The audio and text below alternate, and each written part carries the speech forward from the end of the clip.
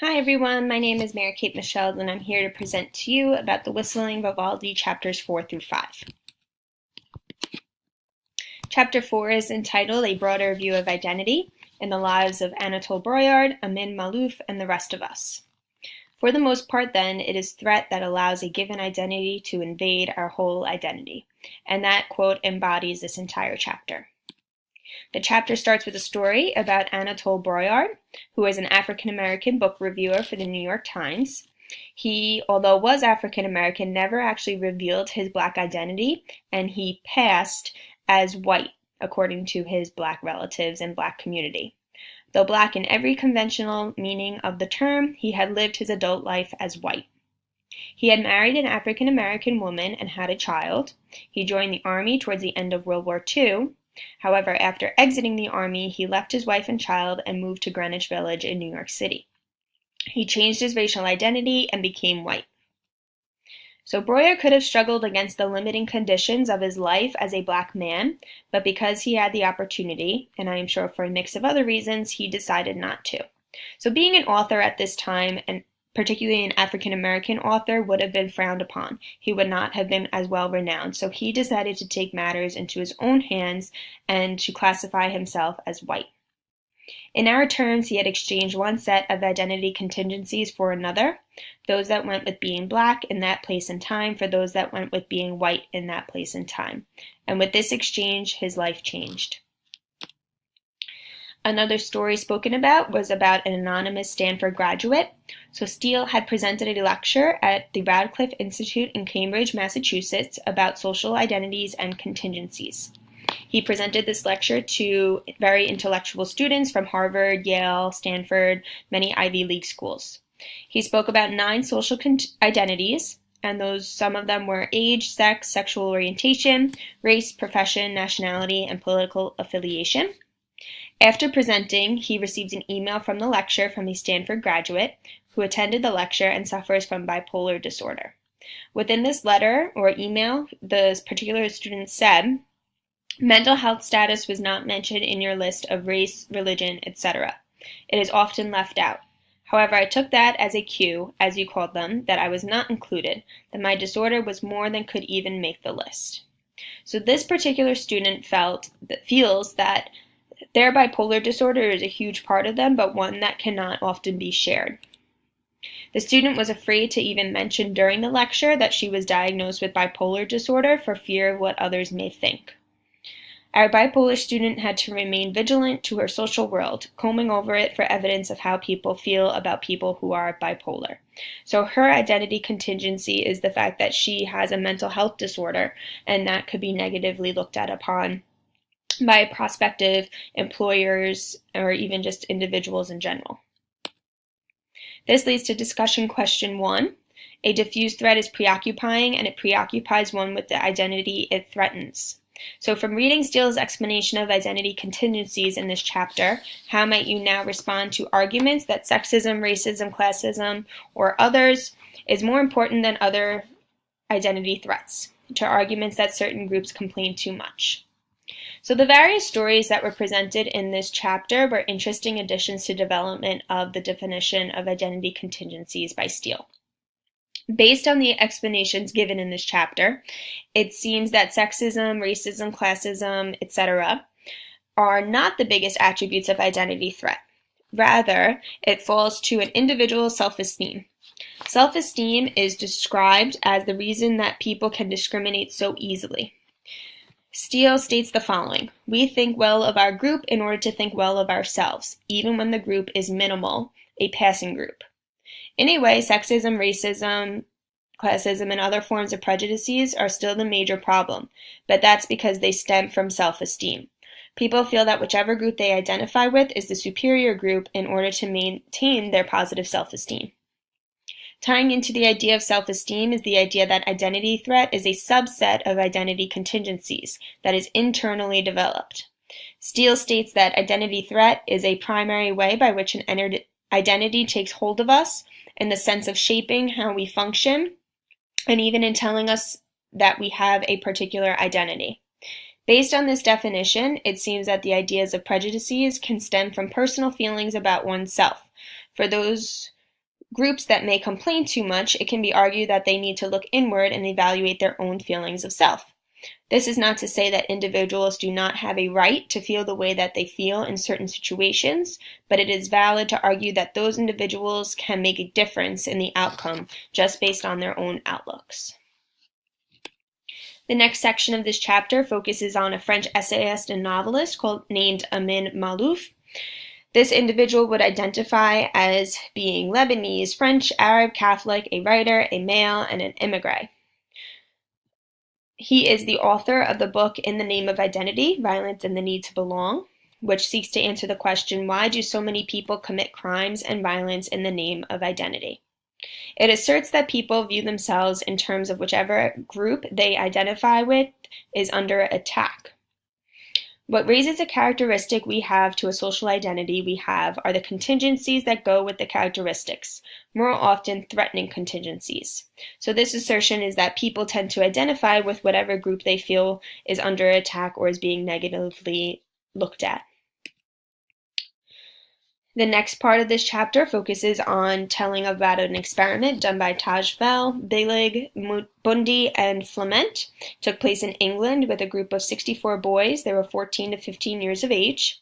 The boys were informed they were taking part in a visual experiment, asking them to judge the number of dots in a 40-dot cluster that flashed on a screen. The boys were randomly assigned to the overestimator or underestimator groups, simply with no reasoning, just randomly assigned. The experiment sought to answer the following question. Would the boys favor boys in their own group, even though their group, being an overestimator or an underestimator, was essentially meaningless? The answer was yes, boys did show favor and loyalty to members of their own group. And this ties directly to those ideas of self-esteem, which is the reason why people can discriminate so easily. And in our liking of groups as part of liking ourselves, we just might favor members of our group over members of other groups. The need for self-esteem driving in-group favoritism.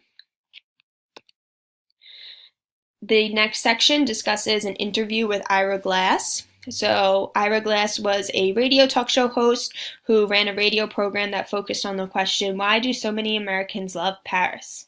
So Glass was interested particularly in the responses from African Americans about this question. She interviewed a young African American woman who had been living in Paris for several years. This young lady was born and raised in Brooklyn in the projects, and she actually had a difficult time meshing with her fellow middle-class black women, especially in college, because they viewed her as a project girl. So when this young lady visited Paris, her quote-unquote blackness did not mean the same there as it did in the United States. We have a quote, she described Parisians' affection for African Americans, their romance with jazz and African American writers. She says she has met first as a full person in Paris. So she was very well renowned when she went to Paris, and the Parisian people actually enjoyed speaking with her and took her opinions and ideas and valued them. However, the French were still prejudiced against Northern African immigrants, and this whole idea shows that all identities are local, and they are rooted in local contingencies. Which leads to our next discussion question. So we have this quote from Steele, if you want to change the behaviors and outcomes associated with social identity, say too few women in computer science, don't focus on changing the internal manifestations of the identity, such as values and attitudes. Focus instead on changing the contingencies to which all that internal stuff is an adaptation. So we want to think about your own office or your unit's main office. What could cue an identity threat in your decor and or use of that space? Who might your space threaten and how? Is there something you could change in your space that might reduce that cue? So I read this question in terms of my classroom. The statement mentioned is one of the conclusions that Steele makes at the end of chapter 4. To further elaborate, the author utilizes the following quote by Bert Williams, an African-American comedian. I have never been able to discover that there is anything disgraceful about being a Negro, but I have to concede I have found it inconvenient. Individuals that find themselves in unfavorable conditions based on their identity contingencies should not change their values and their ideals. Rather, they should change their outlook on how their values are adapted to society. When thinking about my classroom, I cannot think of any decor that might threaten my students and their identities. However, I would have to admit that much of my decor is on the more feminine side, involving bright colors and pineapples. I have a banner in my room that says "Life is Sweet" in 8th grade, and it also has the phrase "Be a pineapple, stand tall, wear a crown, and be sweet" on the inside. I have always hoped that this phrase would stick with my students and help them to be more confident in who they are. Some people, I suppose, may view my decor as negative and catering to females rather than males. However, I see the overall message as a positive one for all of my 13-year-old students. This leads us to Chapter 5, which touches on the many experiences of stereotype threat. Identity threats like this, contingencies of identity, are part of everyone's life. The chapter starts with a discussion about Ted McDougall, who was a white student that enrolled in an African American political science class at a prestigious university. He was one of only 2 white students in this entire class, and he felt that this had a very negative impact on his self-confidence as a student. He could see how setting affected his smartness. He hardly had one moment of unself-conscious engagement in the course material. So this student, after an interview with Steele, recognized the fact that the African American students in the course were much more confident in this course than in other courses he was taking, and he was less confident in the course.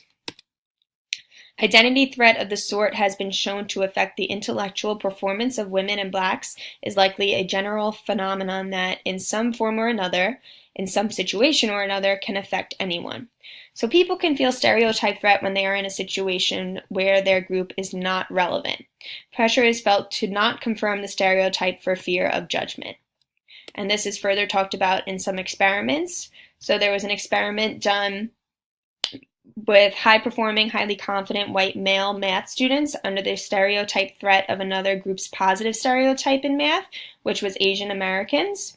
So there was a group of Stanford students was informed that they were taking an 18-item assessment, that they would be participating in a study exploring Asian strength in math.